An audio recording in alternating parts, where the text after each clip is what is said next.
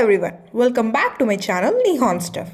Video చాలా ఇంట్రెస్టింగ్గా ఉండబోతుంది, లాస్ట్ వరకు తప్పకుండా చూడండి. First of all heartly congratulations to Nandamuri Balakrishna గారు పద్మ అవార్డ్స్కి సెలెక్ట్ అయినందుకు.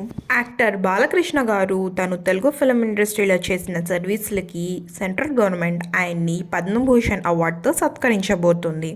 అయితే మన తెలుగు ఫిలిం ఇండస్ట్రీలో పద్మ అవార్డ్స్ తెచ్చుకున్న యాక్టర్స్ ఎవరో, వాళ్ళు ఏ ఏజ్లో ఉన్నప్పుడు వాళ్ళకి అవార్డ్స్ వచ్చాయో విషయం కూడా తెలుసుకుందాం పదండి. ఫస్ట్ వచ్చేసి సీనియర్ ఎన్టీఆర్ గారు. ఈయనకి 1968లో పద్మశ్రీ వచ్చింది 45 ఇయర్స్ ఉన్నప్పుడు. అయితే సెకండ్ ఏఎన్ఆర్ గారు, ఈయనకి 1968లో పద్మశ్రీ 44 ఇయర్స్ ఉన్నప్పుడు వచ్చింది. 1988లో పద్మభూషణ్ 64 ఇయర్స్ ఉన్నప్పుడు వచ్చింది. 2011 పద్మభూషణ్ 87 ఇయర్స్ ఉన్నప్పుడు వచ్చింది. 3 వచ్చేసి కృష్ణ గారు. ఈయనకి 2009లో పద్మభూషణ్ అవార్డు వచ్చింది, అప్పుడు ఆయనకి 66 ఇయర్స్. 4 వచ్చేసి చిరంజీవి గారు. ఈయనకి 2006లో పద్మభూషణ్ 51 ఇయర్స్ ఉన్నప్పుడు వచ్చింది. 2024లో పద్మవిభూషణ్ 69 ఇయర్స్ ఉన్నప్పుడు వచ్చింది. 5 వచ్చేసి నందమూరి బాలకృష్ణ గారు.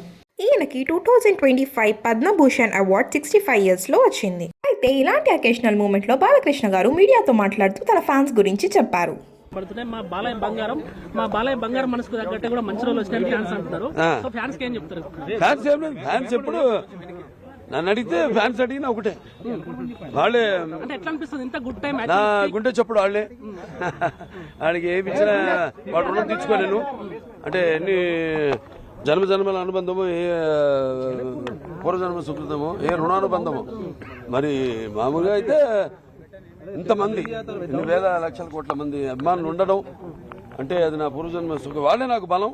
అలాగే వాళ్ళు కూడా నా నుంచి ఏమి ఆశించరు. వాళ్ళు కూడా నేను చేస్తున్న పనులకి ప్రతిస్పందనగా వాళ్ళు కూడా ఎన్నో సేవా కార్యక్రమాలు, ఎన్నో సాంఘిక సంక్షేమ. వీడియో నచ్చితే తప్పకుండా లైక్, షేర్ అండ్ సబ్స్క్రైబ్ చేసుకోండి. Nihan stuff movie entertainer.